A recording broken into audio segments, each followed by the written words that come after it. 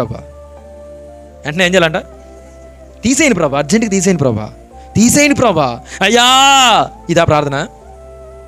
శ్రమలో ఉన్నప్పుడు ఎందుకు శ్రమలోకి వచ్చాడో, ఎందుకు నువ్వు ఎలా చేసావో, ఎందుకు ఆ పరిస్థితి కలిగిందో ఏం చేయాలి? పరీక్షించుకోవాలి. హల్లెలూయా.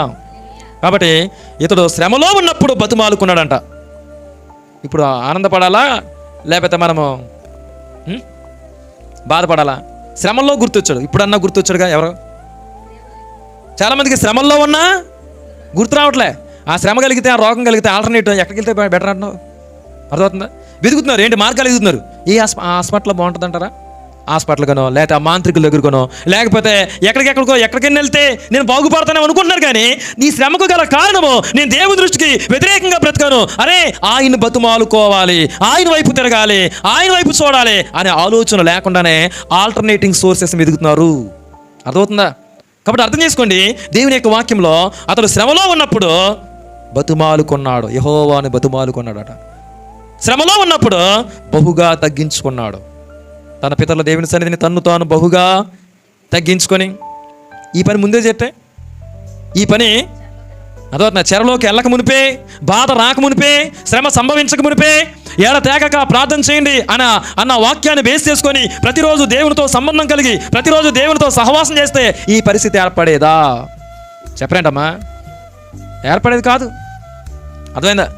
చాలాసార్లు మనము క్షేమంగా ఉన్నప్పుడు, మనము మన కాళ్ళు చేతులు అన్నీ చక్కగా పనిచేస్తున్నప్పుడు దేవుని వైపు తిరగము, దేవుని వైపు చూడము. అర్థమవుతుందా? ఇప్పుడు మన ఇష్టానుసరంగా బ్రతికేస్తూ ఉంటాం. రేపొద్దున్న దేవుడు ఆ యొక్క బ్రతుకును బట్టి శ్రమలను ఎలా చేసినప్పుడు అప్పుడు బతులాడతావా?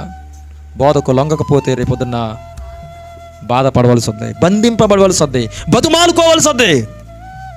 కాబట్టి మనుష్యలో ఉన్న మంచి లక్షణం, శ్రమలో ఉన్నప్పుడు ఏం చేశాడు? తగ్గించుకున్నాడు, బహుగా తగ్గించుకున్నాడు. ఎప్పుడు ప్రార్థన చేస్తావు? కాగా ఎప్పుడు ప్రార్థన చేస్తారో? ఐసీలో పెట్టాలా ప్రార్థన చేయాలంటే? సంతకాలు పెట్టాలి అందరూ? కష్టమేంటి ఇంకా అనే అందరూ సంతకాలు పెడితే అప్పుడు ప్రార్థన చేస్తావా? ఎప్పుడు ప్రార్థన చేస్తావు?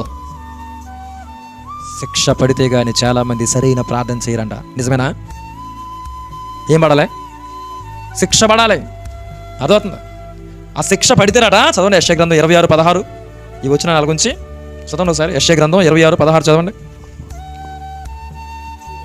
యెహోవా శ్రమలో వారు నిన్ను